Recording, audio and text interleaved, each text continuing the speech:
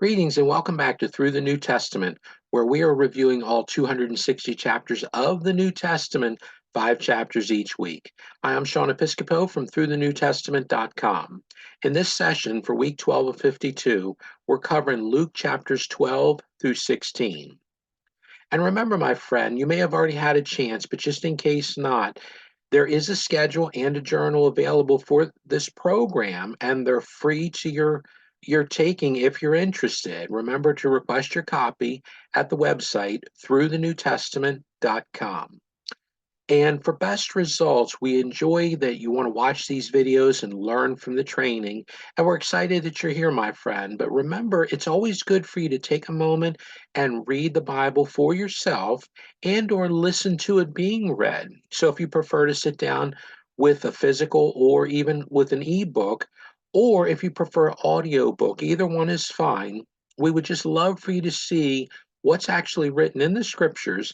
And remember, each week as we go through the training, we're not able to cover every single verse. So there's a lot more wisdom in there for you.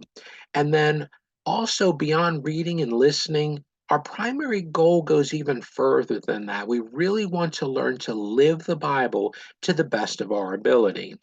So the practical application review process is something you've noticed. We've been doing this each video, and we're planning on continuing this throughout the series. And we'd love for you to even try this on your own. So for every single chapter of the New Testament as we go through, we're going to do this three-step process. So step one is to select a passage of interest within that chapter, something that speaks to you. Step two then is to identify the area of teaching within that passage. What do you think the lesson is? What's being said or done? And then step three then is to consider a practical application. How might you be able to implement this wisdom into your own life today? And now let's go ahead and get started in the first text, Luke chapter 12, and we're going to do an example of with each of these chapters together, so you'll get to see this review process in action. So within Luke chapter 12, we've decided to select the passage verses 16 through 21. Now, the teaching that we've identified here is that there was a rich man who gathered in many crops and decided on building bigger barns. He was at a point where he had a lot of stuff that he could store and put away for the future.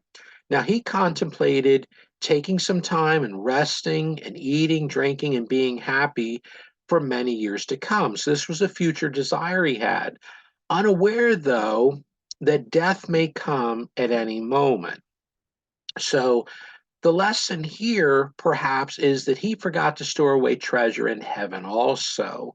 He had quite a bit piled up here on earth. Now, let's consider an application for this. Could be something like, I am so grateful for heaven's blessings. Honestly, I must also invest into the lives of other people, not just storing up for my own benefit, right, my friend? Because helping other people promises a far greater reward than merely just hoarding everything for myself. And before we move on from this text, I want to remind you that for those of you who are building things and that you're storing things, and I've worked in supply chain for many years, and I'm familiar with running my own business, and I encourage you, my friend, plan for the future. For those of you that are saving up for retirement, you're investing, it isn't saying, this text is not saying that you cannot plan for the future. You just don't want to be so thoughtful of your own self, taking and taking and taking, that you're not considering how much of this that you're hoarding up could have been useful within your community by those who did not have such a wonderful harvest. Think about your family, your friends, those people that you care about the most. Now let's go ahead and move on to the second text, Luke chapter 13. We're going to focus in on verses 6 through 9. Now, the teaching in this passage we've identified is that there was a certain fig tree which had not produced any fruit for the last 3 years. Now, honestly, the property owner was getting very impatient and decided the land should not be wasted for trees like this. This tree is destined to be cut down and removed. Now, there was a laborer who actually helped take care of the property who petitions for just one more chance to allow this fig tree an opportunity for this season. And by working the soil and fertilizing it and doing as much love and care as could be done, this would only provide a short extension on the life of this fig tree. So, if you were the fig tree, hopefully you'd be taking notes that it's now or never, right?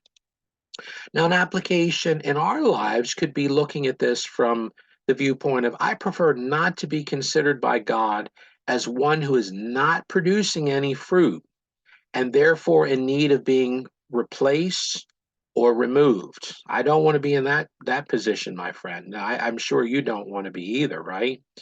So my life, which I believe is God's investment within me, must always grow and produce fruit and always have something to contribute and give to others who are in need.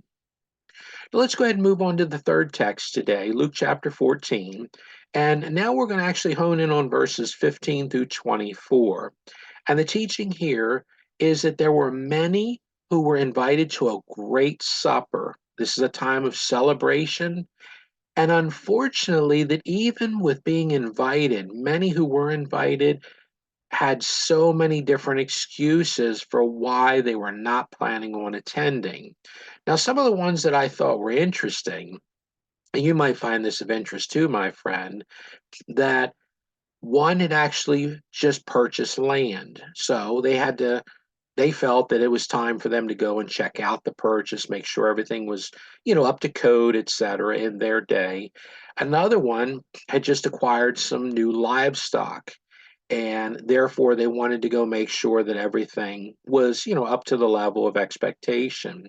And then probably my favorite one is the one who had just gotten married. And I remember that point over 25 years ago. You get to the point where you finally get to tie the knot, and now it's time for the honeymoon. But it's interesting that for all of these excuses, the master and Lord who prepared this great supper, he still continued to look for anybody who was willing to come. Even for those who made excuses, that's okay. That's their free will. That's their choice, right? But those who said no realized they missed out entirely. So an application could be I have no interest in missing out on what my Lord Jesus has prepared for his followers. Do you feel the same way? Everything else in this life must be of lesser interest and importance. Now, let me add on to this, my friend, that the excuses that were made with those who really did have responsibilities, the excuses that were made were not bad things that they did, right? They're actually very good. When you're actually purchasing real estate, you're expanding your home, your business, whatever it might be. You're acquiring livestock, or in this case it might be a new automobile, or it may be new furniture or whatever. Getting married and wanting to go to that honeymoon before you have to get started into the next level of your career and promotion. Realize that those things are not bad, but remember, when our loving God has something beautiful he wants to share with you, try to actually be open to doing both, or at least all of the above to the best of your ability. Now, as we move on to text 4, let's look at Luke chapter 15. We're going to focus in on verses 11 through 24. Now, the teaching here is that there was a younger son who requested of his father and took his inheritance and went away. Now, once the money was completely gone and this young man became hungry, he realized he had another option. So he returned to his father in desperation. And if you remember the story, my friend, this prodigal son was even willing to humble himself to become a servant. He didn't feel worthy to be called a son, but his father welcomed him back in loving arms and was so ecstatic that he decided to return. So, an application here could be honestly, I feel so fortunate to have such a loving Heavenly Father, one who desires each and all of His children, even those who are distracted at times and even perhaps misguided from time to time, for all of His children to return home to Him. Now, let's go ahead and move on to our fifth and final text for this session, Luke chapter 16. Let's look at verses 19 through 31. Now, there's a teaching here that is very interesting. There was a rich man who used to live lavishly, like a king, an extreme, you know, having everything and celebrating everything, while at the same time, not far from him, there was a very poor man. Well, we identify him as Lazarus. This very poor man was in a situation where at this point in his life he was starving and he was in very poor health. It just shows you the two different extremes of extreme wealth and extreme poverty, unfortunately, in the same area. Now, both these men in due time died, and it's interesting that after they took their last breath and their spirit was released from the body, they experienced very different treatment in the afterlife. The rich man now was being tormented, and Lazarus was now being comforted. So it's interesting that the story shows they had the exact opposite in the afterlife than what they had here on earth. Now, an application could be, may we never see any selfish opportunities in this life as being more important than loving God and then loving other people. Now, honestly, my life and all the resources connected to me, I truly believe are supposed to be shared with others around me. First with my family, and then, as an extension, close friends, and really honestly throughout the community, wherever I can connect, and especially with those who are most needful. And hopefully, you feel that opportunity to give to charitable organizations to be able to help those who are less than fortunate around your region, throughout your nation, and ultimately around the world. Now, remember, my friend, every single session we go through an application, one per chapter. These are our recommendations. We're giving you starting points, you know what I mean? So you can consider how to make things relevant, how you can actually practically apply them, but feel free to tweak them as needed. And then if you enjoyed this quick training video, consider subscribing to our YouTube channel. And then, of course, be on the lookout for other videos coming. And then one last thought, my friend, is for additional resources, feel free to check out our website, throughthenewtestament.com. As I mentioned earlier, there is a schedule available. There's a journal available for this program. There are other resources also now, as well as some things which, good Lord willing, we're going to have some new things coming here this summer. But we want you to have opportunity to connect and to obtain the things which you feel are best and most needful for you. I want to thank you for your time, my friend, and God bless.